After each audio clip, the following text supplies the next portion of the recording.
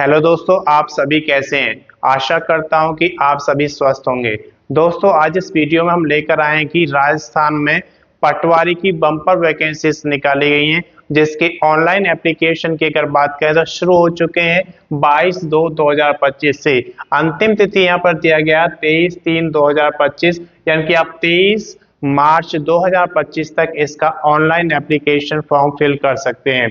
आवेदन शुल्क यहाँ पर आप देख सकते हैं 23/3/2025 तक आपको यहाँ पर आवेदन शुल्क जमा करना होगा। अगर आप जनरल कैटेगरी, जिन्हें हम अनरिजर्व या सामान्य जाति कहते हैं, या फिर आप ओबीसी, जिन्हें हम अदर बैकवर्ड कास्ट या फिर अन्य पिछड़ा वर्ग कहते हैं, इनमें से किसी भी कैटेगरी में आप आते हैं तो आपको 600 रुपये का एप्लीकेशन फीस देना होगा। अगर आप ओबीसी के नॉन क्रीमी लेयर में आते हैं, या फिर एससी, जिन्हें हम शेड्यूल कास्ट यानी कि पिछड़ी जाति कहते हैं, या फिर एसटी शेड्यूल ट्राइब, जिन्हें हम जनजातियां कहते हैं, इनमें से किसी में भी आप आते हैं तो 400 रुपये का एप्लीकेशन फीस देना होगा।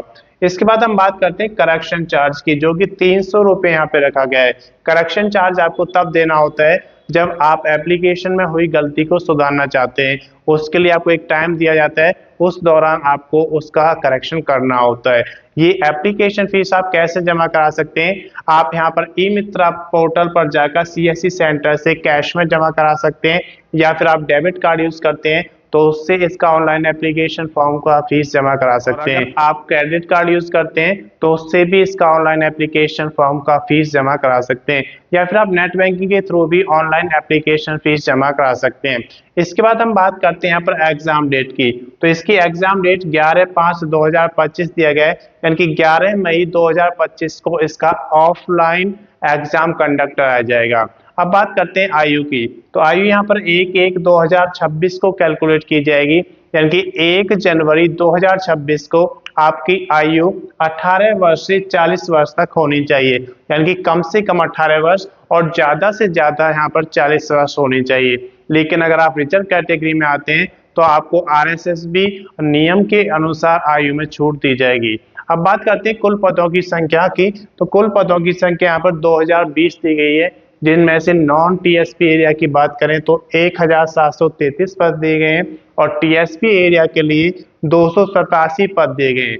ये नॉन टीएसपी जो एरिया होता है जहां पर जनजातियां 50% से कम होती हैं, और टीएसपी एरिया वो होता है जहां पर जनजातियां 50% से ज्यादा होती हैं।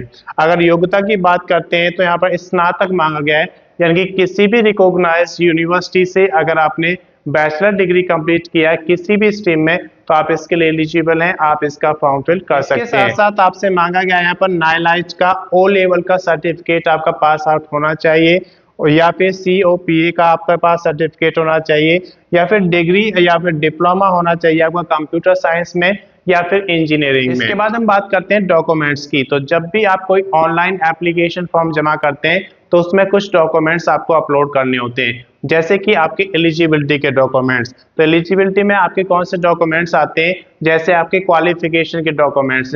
यहाँ पर आपसे स्नातक मांगा गया और ये सर्टिफिकेट्स आपसे मांगे गए।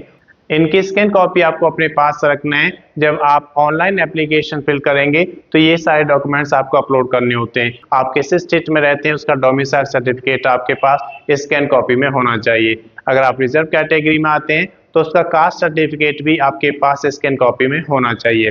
एलिजिबिलिटी के बाद बात करते हैं आईडी प्रूफ की। तो आपके पास एक वैलिड आईडी प्रूफ होना चाहिए, इसकी भी स्कैन कॉपी आपके अपने पास रखना है। एक वैलिड एड्रेस प्रूफ आपके पास होना चाहिए, उसकी भी स्कैन कॉपी आपको अपने पास रखना है। उसके बाद आपके पास फोटो होना चाहिए, उसकी स्कैन कॉपी आपको रखना है। एक पेज पर आप सिग्नेचर करेंगे, उसकी भी स्कैन कॉपी आपको अपने पास रखना है। इसके बाद हम बात करते हैं बेसिक डिटेल्स की। तो जब भी आप ऑनलाइन एप्लीकेशन शुरू करते हैं तो आपको उसमें बेसिक डिटेल्स फिल करनी होती हैं, जैसे कि आपका name, father's name, date of birth, आपके क्वालिफिकेशन, उसके अलावा आपका एड्रेस। अगर परमानेंट और आपका मेलिंग एड्रेस अलग अलग है तो आपको दोनों फिल करने होते हैं। जब ये सारी डिटेल्स फिल हो जाती हैं उसके बाद आप अपने डॉक्यूमेंट्स अपलोड करते हैं। डॉक्यूमेंट्स अपलोड करने के बाद आप फोटो और सिग्नेचर अपलोड करते हैं। जब ये सारी चीजें अपलोड हो जाएंगी उसके बाद आप उसका प्रीव्यू चेक करेंगे। प्रीव्यू चेक करने से आपको एक फायदा मिलता है कि अगर कोई गलती होती है तो आप उसे सुधार सकते हैं, और अगर प्रीव्यू चेक करने से आपको लगता है कि सारी एंट्रीज आपने सही फिल की हैं तो आप उसका फाइनल सबमिशन कर देंगे, और फाइनल सबमिशन करने के बाद आप उसका प्रिंट आउट जरूर लेंगे, क्योंकि प्रिंट आउट से आपके पास एक रिकॉर्ड रहता है कि जैसे जैसे आप इस भर्ती में आगे बढ़ेंगे तो कौन कौन से डॉक्यूमेंट्स आपको रेडी रखने हैं, वो सारा रिकॉर्ड आपके पास होता है।